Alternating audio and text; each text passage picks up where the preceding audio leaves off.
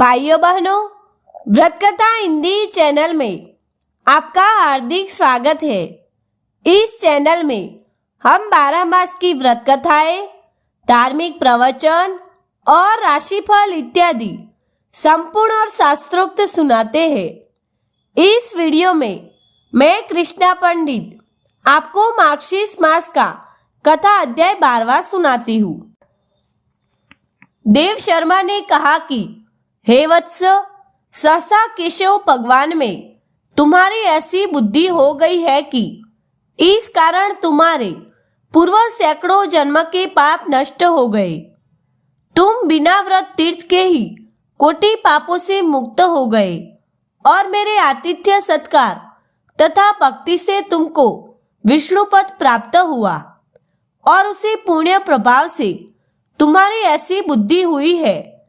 मैंने मन से ध्यान द्वारा विचार कर पूर्व जन्म के कर्म को जान लिया। हे वत्स, तुम पूर्व जन्म में ब्राह्मण थे और अवंती नगरी में रहा करते थे। धर्म में परायण, सदा अध्ययनशील, सुशील और सदा व्रत करने वाले थे। परंतु तुमने विष्णु भगवान का एक 10वीं विद्या एकादशी का व्रत किया। इस कारण तुम शुद्ध हुए और पाप बुद्धि हुई तथा 10वीं विद्या एकादशी व्रत के दोष से धर्म में चित्त नहीं लगता है।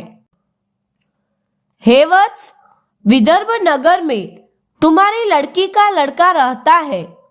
उसने विधि पूर्वक एकादशी का व्रत किया और अखंड एकादशी व्रत का पुण्य तुमको दे दिया।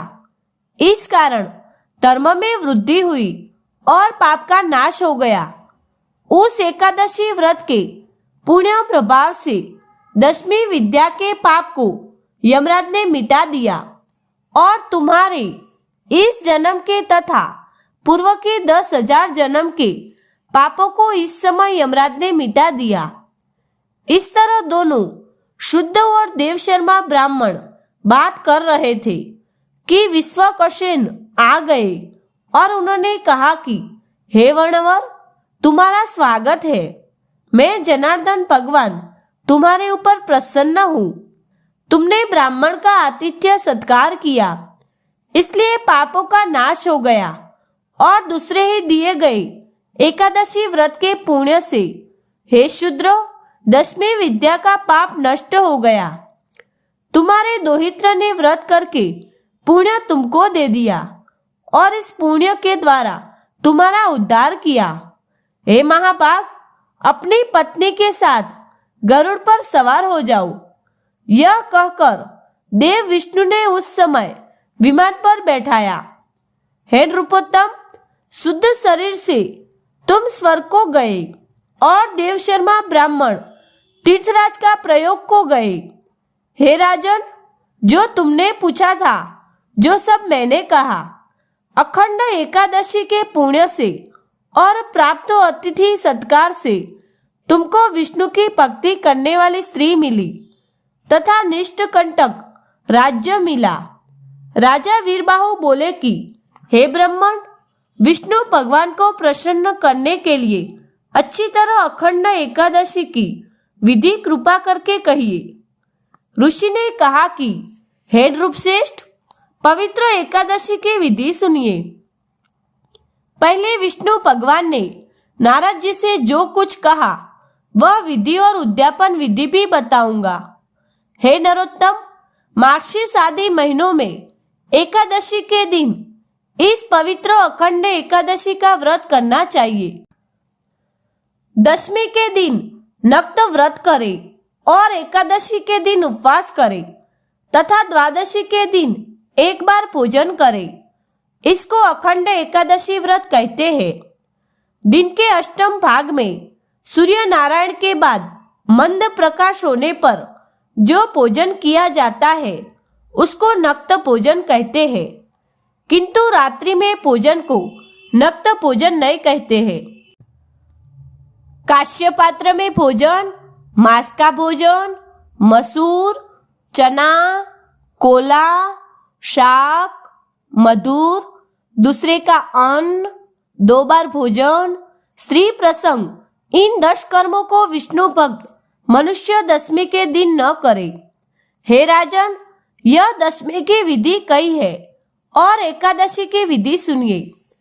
अनेक बार जल पीना, हिंसा, अशौच, असत्यता, तांबूल, काष्ठ से दातुन करना, दिन में शयन, मैथुन, जुआ, क्रीड़ा, रात्रि में शयन, पतितों के साथ भाषण, ये 11 काम एकादशी के दिन विष्णु भक्त त्याग कर दे।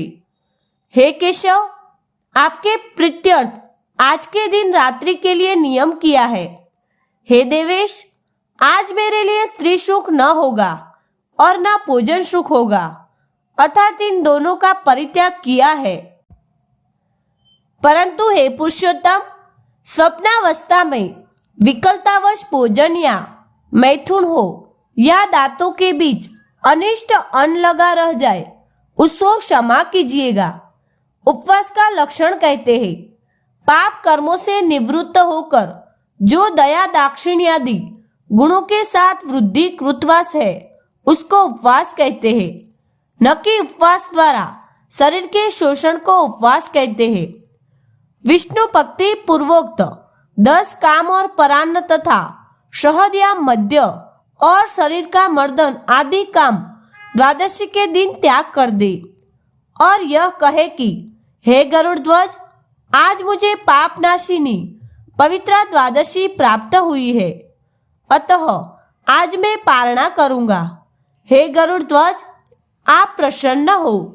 बाद में ब्राह्मण से कहे कि हे द्विजोत्तम, मैंने विष्णु भगवान के प्रसन्नार्थ एकादशी का नियम पालन किया है और आज मैं आपके प्रसाद से भोजन करूंगा। इस विधि से 1 वर्ष तक व्रत करें।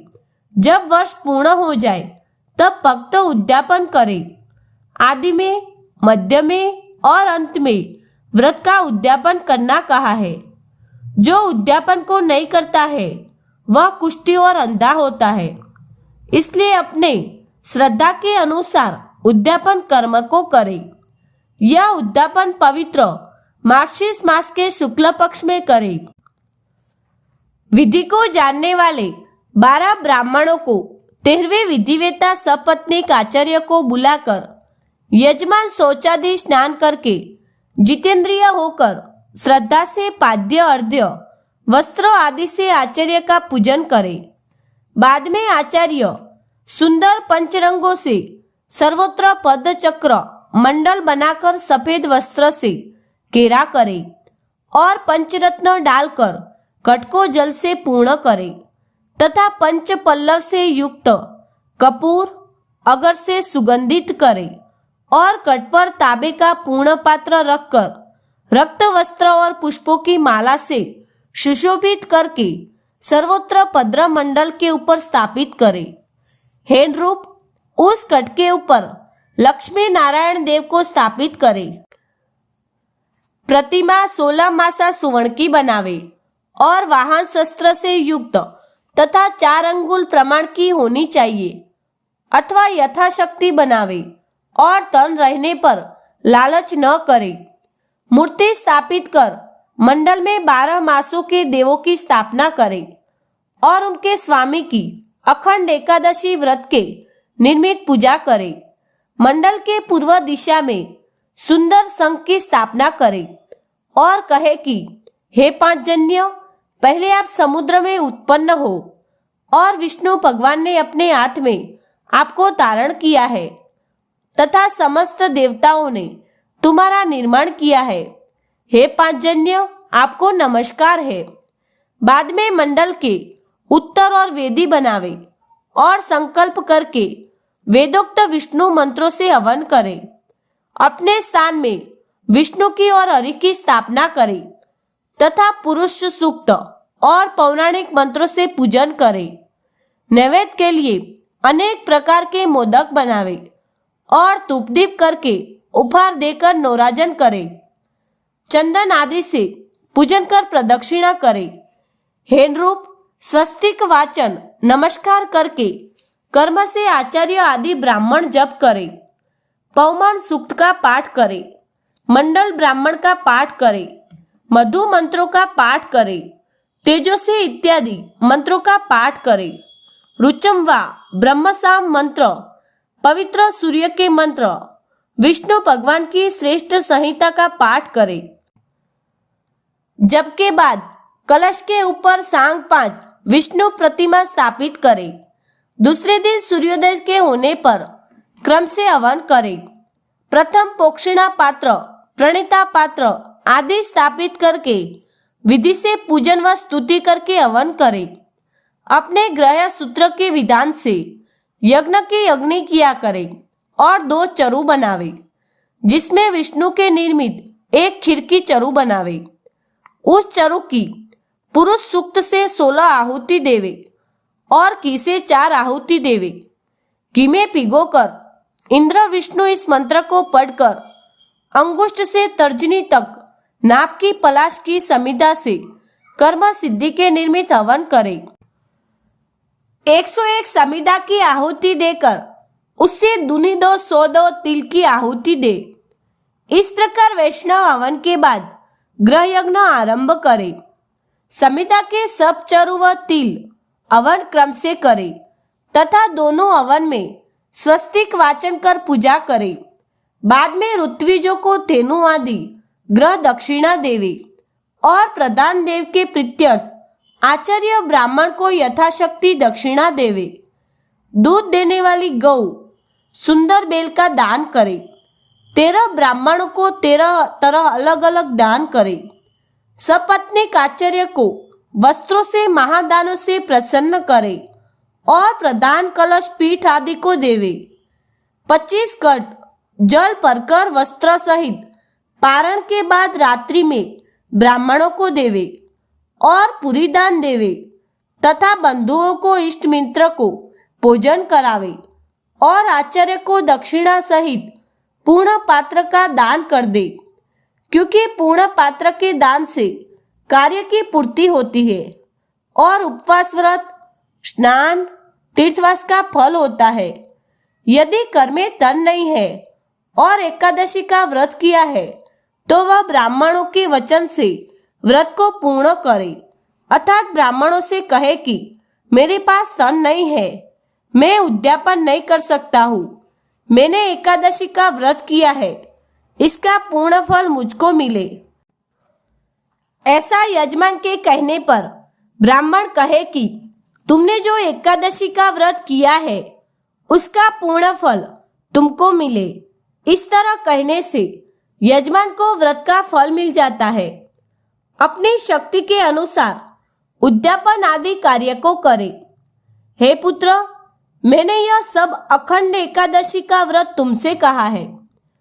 भाइयों बहनों, इसके साथ ये मार्गशीर्ष मास का कथा अध्याय 12वां पूरा हुआ। आगे का अध्याय सुनने के लिए डिस्क्रिप्शन में लिंक दी गई है। भाइयों बहनों, हमने देखा है कि बहुत लोग कहीं से भी उठा के वीडियो बना लेते हैं और वो मार्गशीर्ष मास कथा महात्म्य नहीं होता, तो ऐसी बिना मतलब की कहानी न सुने।